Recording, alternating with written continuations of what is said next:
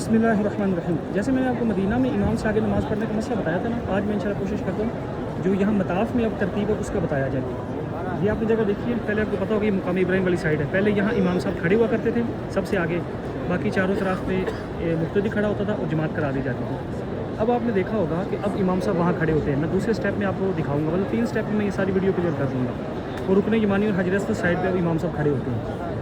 आपने कभी देखा होगा कि कई बार वो जगह खाली करवा लेते हैं रुकने यमानी और हजर अस्वद के दरमियान में ना, और इमाम साहब नमाज़ पढ़ा देते हैं और बाकी 3 तरफ से मुक्तदी खड़े होते हैं। लेकिन याद रखो जो इमाम से अब कई बार वो खाली नहीं भी करवाते, तो जो इमाम से आगे खड़ा होगा उसकी नमाज़ नहीं होती। इसलिए उलमा फरमाते हैं रुकने यमानी और हजर अस्वद के दरमियान में नमाजी नमाज ना पढ़े। इस चीज़ का वो ख्याल रखें। कई बार उनको मुमकिन हो जगह खाली करवाते हैं, नामुमकिन हो वो नहीं करवाते। अच्छा याद रखो ये सिर्फ मताफ़ का रूल है, बाकी की छतों में कोई कहीं भी खड़ा हुआ है उसकी कोई टेंशन नहीं है। और इस चीज़ को थोड़ा थोड़ा सीरियस लेना है इस चीज़ को ना।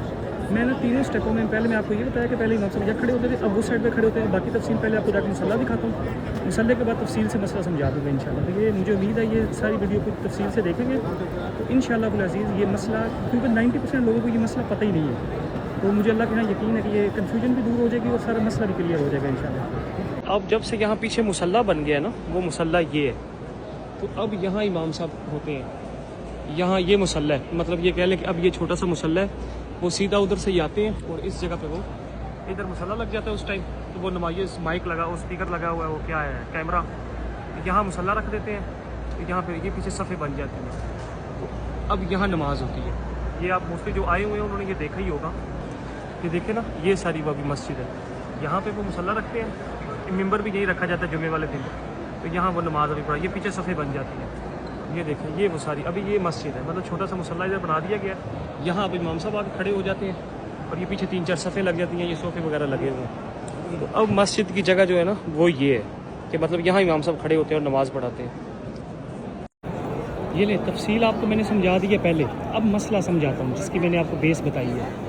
वे रुकने यमानी और हजर अस्वद की साइड है, जिस साइड पे अब इमाम खड़े होते हैं। पहले आपको बताया था ना कि वो हजर अस्वद की साइड जो थी दरवाजे वाली साइड, उस टाइप पे इमाम खड़े होते थे आगे और नमाज़ पढ़ा दी जाती थी। तो चारों साइडों पे जहाँ भी लोग खड़े होते थे उनकी नमाज़ दुरुस्त हो जाती थी। अब क्या मसला है, रुकने यमानी और हजर अस्वद की ये साइड है, ये पीछे वो मुसल्ला जिसकी मैंने आपको बात की थी, यहाँ इमाम साहब जहाँ खड़े हो गए अंदर नमाज़ वगैरह पढ़ा, जिसकी मैंने आपको तफसील वीडियो सारी दिखाई है। अब मसला ये है, जो बंदा आपने देखा होगा अक्सर ये जगह सारी खाली करवा दी जाती है ना कई बार, और कई बार नहीं भी करवाई जाती। जब नहीं करवाई जाती तो फिर हाजी जाने उसका काम जाने ना, वो खुद इस चीज़ की फ़िक्र करे।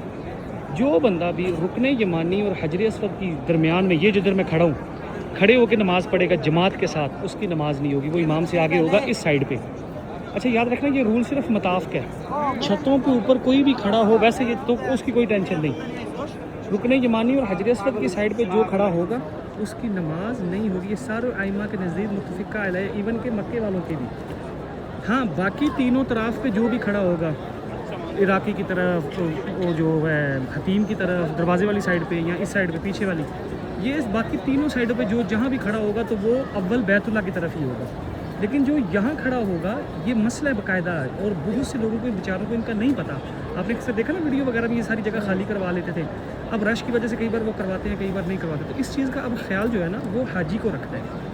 मैंने इसलिए कहा था मैं आज इसकी कोशिश पूरी करूँगा इंशाल्लाह, कि मैं पहले आपको वो साइड भी दिखाई, फिर आपको ये सारी मुसल्ले वाली जगह भी दिखाई, अब ये सारा मसला समझाया। अल्लाह करे कि ये भी बड़ी तफसील से समझ आ गया हो सारों को। फिर भी इसमें जो कमी पेशी रही हो, किसी का कोई क्वेश्चन हो वो पूछ लीजिएगा। बाकी मैं आपको मतलब मुझे उम्मीद है इंशाल्लाह कोई चीज़ रहेगी नहीं। बाकी दोनों में याद रखिएगा, हमें अल्लाह पाक सीख के अमल करने की तौफीक अता फरमाए, आमीन।